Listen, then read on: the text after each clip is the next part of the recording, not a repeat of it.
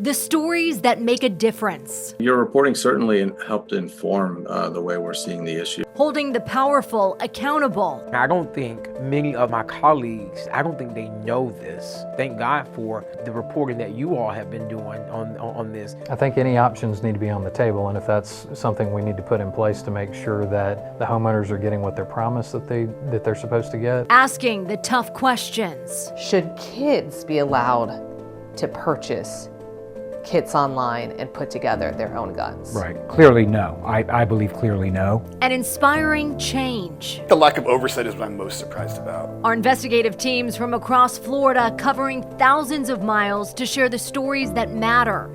This is our Florida Investigates 2025 special. Thank you for joining us. I'm Caitlin Lockerbie. We begin with an investigation that started in 2024 and has prompted a federal audit of a state program funded with your tax dollars.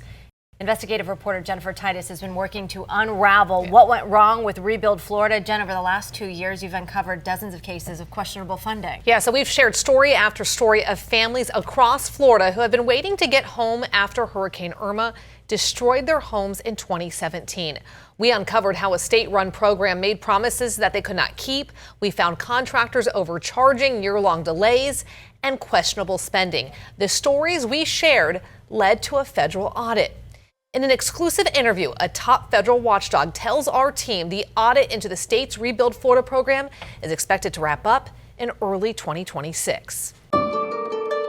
Heather Crawford shows you the process to track how your taxpayer dollars were used to work on hundreds of homes across the state. Nearly 8 years after Hurricane Irma, some Floridians are still waiting for Promise Help to rebuild. Now, a federal audit is underway into how the state is spending nearly $500 million in recovery funds. The reporting certainly helped inform the way we're seeing the issue. You know, the work you all have done in highlighting the concerns from the individuals in the community has definitely been helpful context for us. The Rebuild Florida Irma program, overseen by Florida Commerce, is funded through a $480 million federal grant to help vulnerable Floridians repair or replace their homes damaged by Hurricane Irma in 2017. But a joint investigation by First Coast News and 10 Tampa Bay uncovered skyrocketing costs, long delays, and substandard repairs. The goal of this audit is to assess the progress that the Florida Department of Commerce has made in their program. So we're focused primarily on the outcomes, and then we're also going to take a look at the quality of the homes that have been built and assessing whether they meet quality standards both at HUD's requirement level and at the local county code level. Florida Commerce says it encourages the audit of the program and is grateful for the HUD Inspector General's partnership. Quote, "We are confident that this investigation will support our assertion from summer 2024 that our former vendor, IEM, performed poorly and obstructed completion." IEM was awarded a $252 million contract by the state to administer the program. When we sat down with the head of Florida Commerce in May 2024, that's who the state put much of the blame on. Clearly, our main contractor, IEM, clearly some of our contractors, clearly they were okay with abdicating their responsibility. IEM sent us a lengthy statement to set the record straight and says Florida Commerce's assertions that the company performed poorly and obstructed completion are false and misleading. The company also sent us a video statement from CEO Brian Kuhn saying IEM's contract was performance-based and there was no incentive to delay, and every home completed was signed off on by local inspectors and Florida Commerce. Throughout our contract, IEM advocated for homeowners. We raised concerns about poor general contractor performance, requested reassignments, and pushed for accountability and efficiency in well-documented conversations. Time and again, IEM's requests and recommendations were not acted upon or were denied. We've asked multiple times for Florida Commerce to once again sit down with us since it's been more than a year. They declined. And since we started investigating, previously public contracts have been removed from the state's website.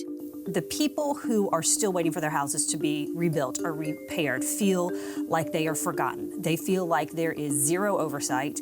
No one is being held accountable. As far as Florida Commerce goes specifically, who is to hold them accountable? We've talked with HUD extensively about the Department of Commerce, and they understand why we're there, and we're communicating about everything we're seeing as we're going. So ultimately, HUD will be the one to hold them accountable. We're a part of that process, but that's the true, that's where the buck stops. Deputy Inspector General Stephen Begg says the federal audit will look at dozens of rebuilt homes. This is a large program within HUD's disaster portfolio.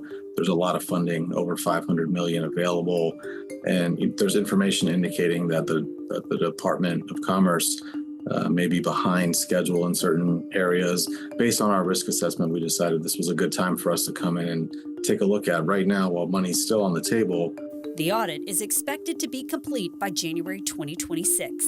As soon as it is public, that starts a process where there's accountability on both HUD and the Department of Commerce to address our recommendations. And if they don't address them adequately, then we'll continue pressing for additional actions. Now, if you have information about fraud or waste involving HUD funding, the HUD Inspector General's office wants to hear from you.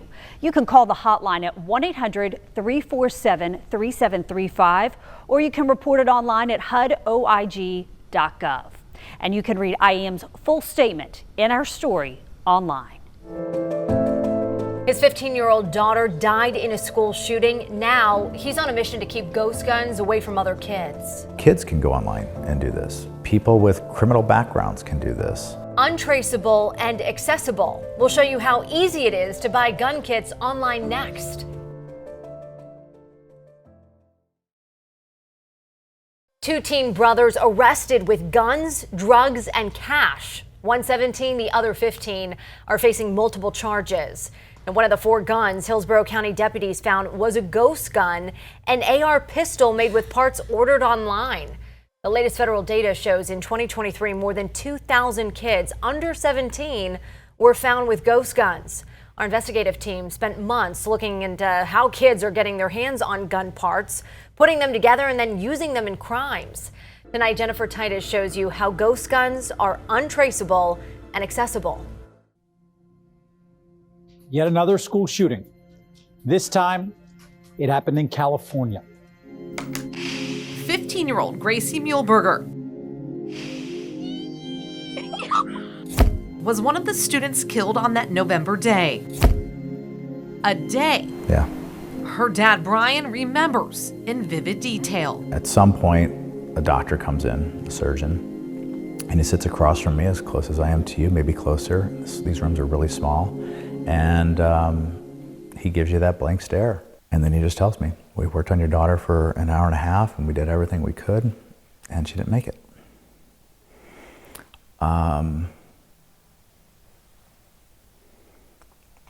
The only way I can describe what happened at that point in my body was I wept and I wailed and I cried. I just fell to the ground. It was just like a visceral pain coming out of my body. But this investigation isn't about another school shooting. It'll be 6 years this year. It's about what Brian learned after his daughter's death. So, within a very short period of time after the shooting, we heard that the firearm used was what's called a ghost gun, kind of a slang term for a kit gun that you can buy and build.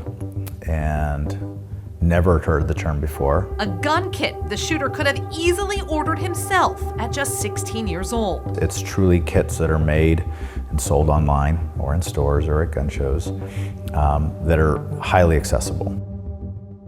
Our investigation has uncovered kids have purchased gun kits online. How many? Well, the latest data from the Bureau of Alcohol, Tobacco, Firearms, and Explosives, otherwise known as ATF, shows from 2022 to 2023, more than 2,300 juveniles under the age of 17 were found with a ghost gun. Digging through court documents and lawsuits, we found ghost guns have been involved in the deaths of kids from Minnesota to Georgia to Florida. It happened in Fort Myers and also Vero Beach, where teens were handling a ghost gun in a boy's bedroom. And apparently he had put together over a period of a year. His mother knew about that. She wasn't aware that he had ammunition. He clearly had ammunition and gotten that at some time. And he's how old?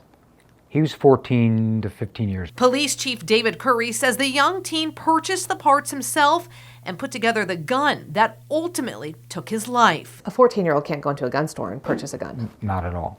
But they can go online and purchase the parts to make one themselves. Correct. And that's completely legal. That's legal, and it should not be. Brian also knows how easy it is to purchase because he did the same thing after his daughter Gracie's death in her name. This is 4 months after she had been killed, and put her name on the order form, and then went back and finished the checkout process.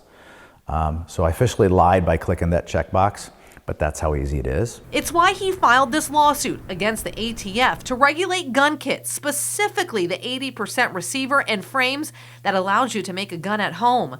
There has been a back and forth by both the Biden and Trump administrations on how these types of guns should be regulated. But the Supreme Court ruled earlier this year that certain unfinished frames, receivers, and weapons parts kits are considered firearms and are subject to federal regulations, including requiring serial numbers, background checks, and record keeping for dealers. These photos from the ATF show the difference in what is regulated under the Gun Control Act. This is still not considered a firearm because it's missing holes and dimples for attaching key parts, including the trigger, while this other photo of a receiver has a partially machined fire control cavity, and the ATF says this does meet the definition of a firearm. Here's an AR-15 rifle kit. We shopped site after site, putting in kit after kit, and not once did any of the sites tell us there would be a background check, and only asked us to verify our age by clicking a box. It's all we had to do before putting in our credit card information and hitting purchase. Should kids be allowed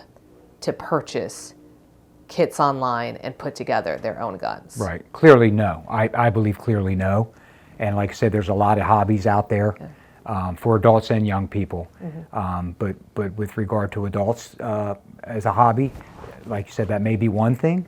Building guns, putting puzzles together, what have you. But for a juvenile to build a gun and to be able to order the parts online, to me is totally unjust. Do you think it's a loophole that's just been overlooked? Absolutely, absolutely. In a perfect world, we'd find a way together to do it. And, I would love to ask every one of these folks how they would feel if they lost their child. So it's easy to be on the one side until you're on the other side. And some states do ban ghost guns, but Florida, Caitlin, is not one of them. Yeah, it's not just kids getting their hands on these gun kits. Felons are too. We're going to show you how, and you can watch our entire special, Untraceable and Accessible, streaming now on our free app.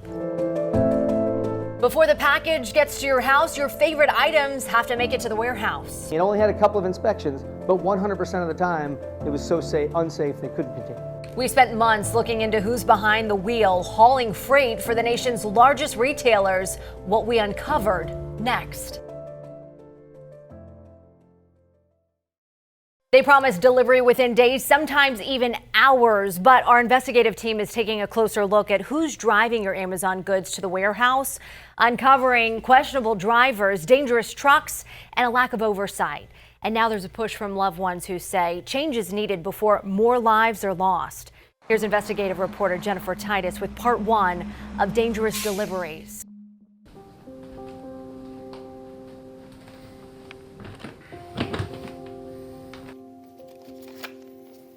Alex Robinson never imagined the only memories he'd have left of his mom, Christine, would be those in this box.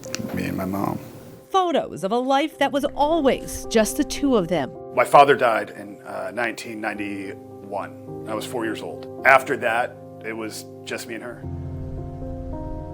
Christine raised Alex in this home, planted 2 small trees in the front yard. Every time I'm in the yard, that's where I kind of feel her presence the most. We did all these things on the road, and we did these road trips all the time. We had talked about going to Italy together. Today, those trees have grown at the home where we met Alex for this interview. I'm guessing nobody ever thinks that you'd have to be doing these ventures now without her. Absolutely not.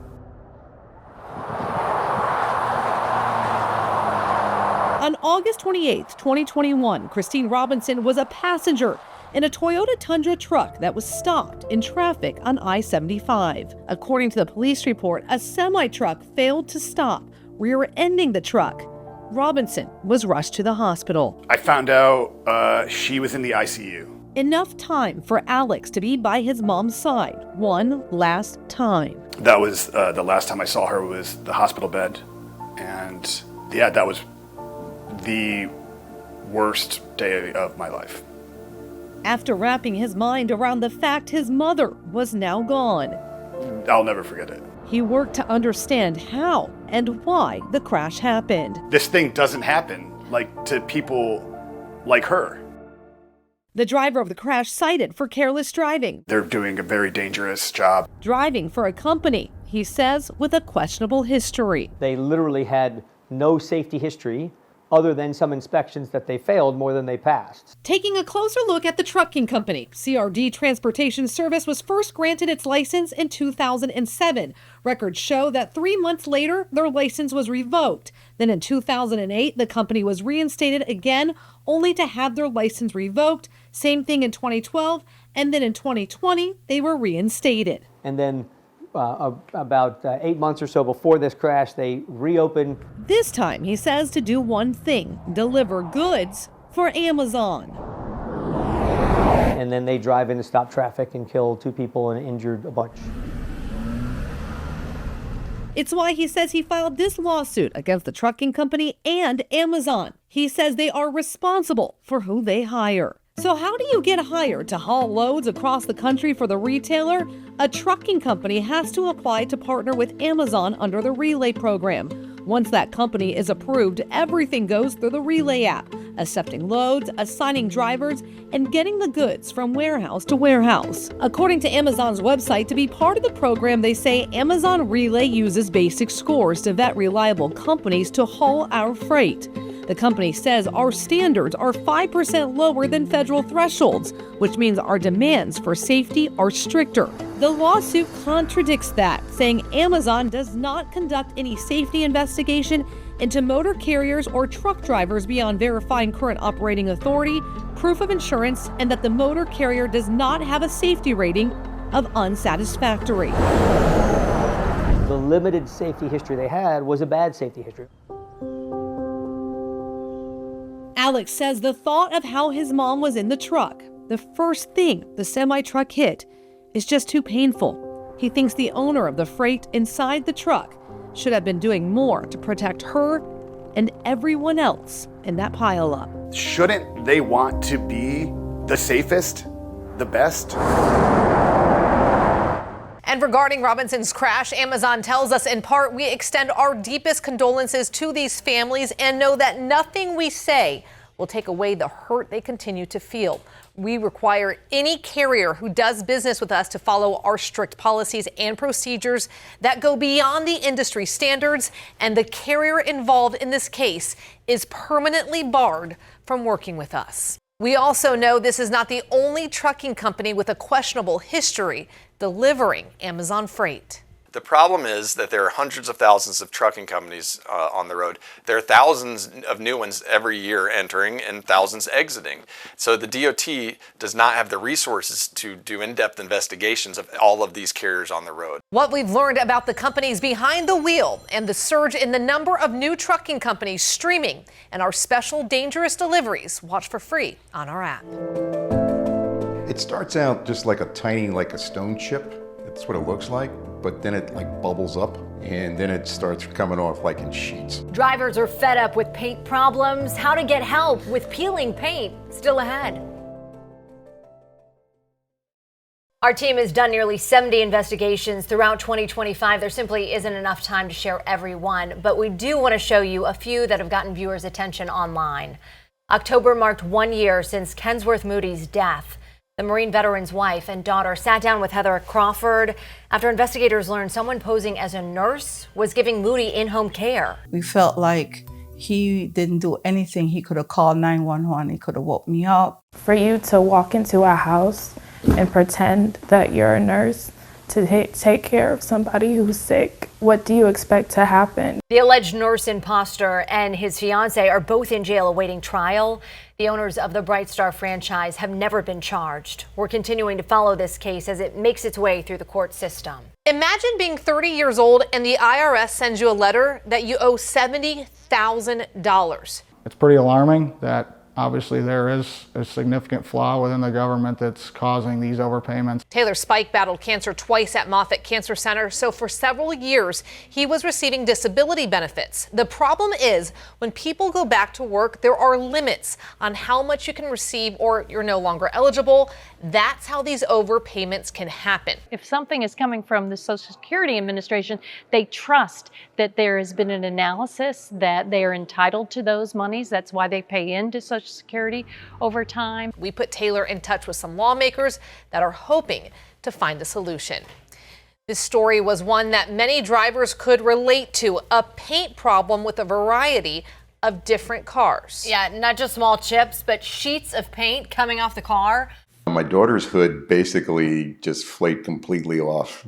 Probably maybe 10% of the paint was left on it. And then my wife's car started, and that was probably 30 to 40% that was coming off. And we traded both those cars in. A consumer attorney we talked to says even if your warranty claim was denied, don't give up. You can ask the manufacturer for a warranty extension. And we've posted resources on how you can work to get this fixed in our story on our free app. Yeah, you can find more of our in-depth investigations. Just download and stream news and weather when you need it on your TV. Thanks for watching.